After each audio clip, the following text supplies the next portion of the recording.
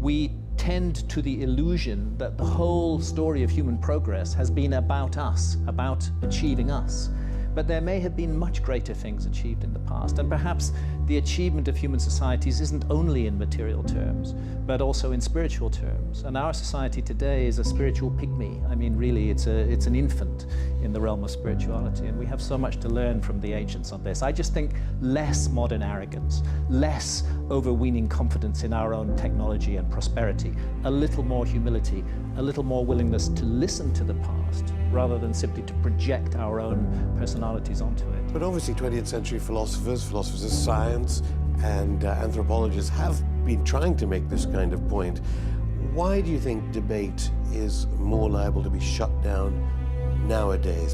Because you've come under attack, of course. I have indeed, and I have no problem in coming under attack. I think that when one puts forward extraordinary ideas, they should be subjected to the fire of criticism. And it's only if they can survive that fire that they're worthwhile in some way. Look, we have a fantastic study called The Structure of Scientific Revolutions by Thomas Kuhn. All scientists read it, and they know that knowledge in science doesn't progress by slow, gradual increments. It progresses by revolutions, where an old idea is overthrown and a new idea sweeps in and replaces it. Scientists know that this is how science works, and yet they doggedly and determinedly defend the existing model and attack anyone who attempts to propose an alternative model.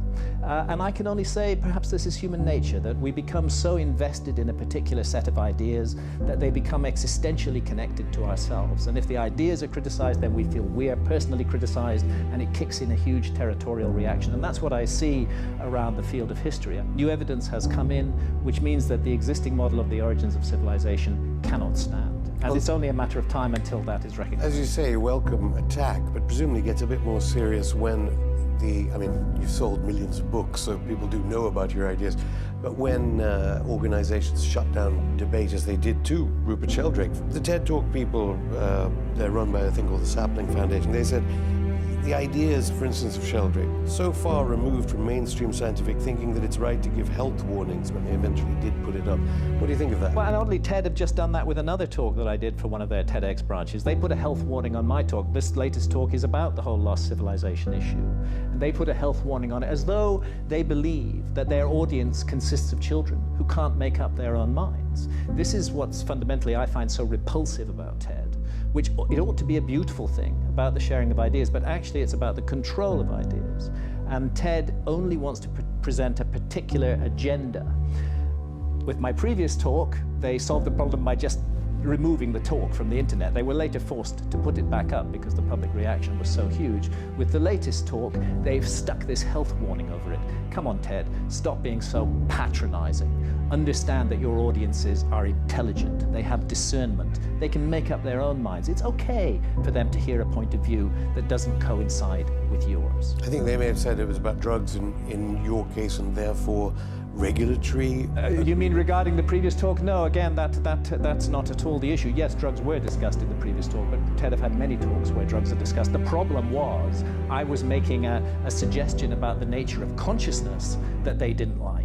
I was suggesting that consciousness maybe isn't just generated and manufactured by the brain. Maybe it isn't just an epiphenomenon of brain activity. Maybe it's much more complicated than that. Maybe the relationship of consciousness to the brain is more like the relationship of a TV signal to the TV set.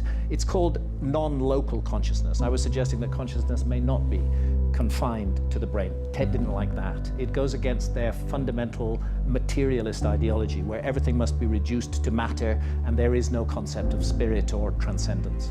Okay, but what do you think if this kind of shutting down of debate is affecting other disciplines, not just archaeology or psychology, I suppose? I feel sure it is affecting other disciplines. In the discipline that I know about, I see that discipline massively affected by what is in fact a form of censorship.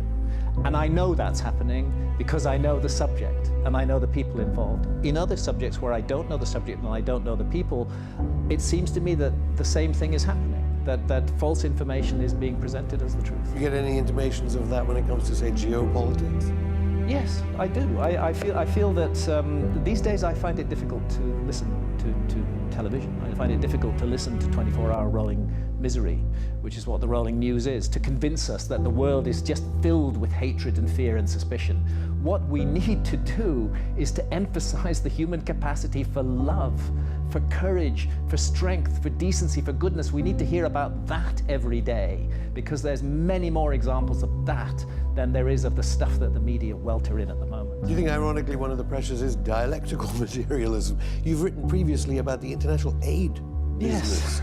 I've always been a bit of an outsider, taking a rather radical point of view. Just take us back to that. Well, back in the 80s, I published a book called Lords of Poverty: The Freewheeling Lifestyles, Power, Prestige, and Corruption of the Multi-Billion-Dollar Aid Business. I happen to think aid is a really bad thing. I don't think it does any good. I think it keeps the world locked in an impossible situation. It's a band-aid to a problem that needs to be solved in a totally different way. It allows the rich countries to feel generous and altruistic. They're not being generous and altruistic at all. They're just controlling the world. It's a mechanism of control. I felt that very strongly in the 80s. I'd spent the whole of the 80s traveling around, seeing development projects, and I told it like it was. But any growing optimism about that? Growing acceptance I think of those ideas? I think, although Britain, of course, says it must keep its aid budget up at this percentage. I think the whole concept of aid is faulty. I think it's patronizing. It implies that we know and they don't know. I think the concept of helping one another as human beings, that's a different matter. But when we create these large bureaucracies, fund them with massive amounts of public money, and give them huge power to create giant dams and roads in countries that perhaps need some other form of development, then we're doing a bad thing.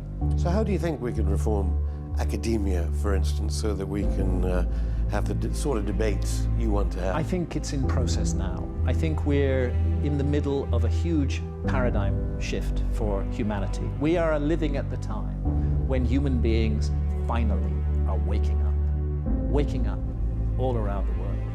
It's slow. It's not a huge flame yet, but it's growing, and it's brighter every day. And a time will come when these debates, these discussions, the mind control of the past, the stupidity, the locking into ideology, all of that will be regarded as a folly of our infancy.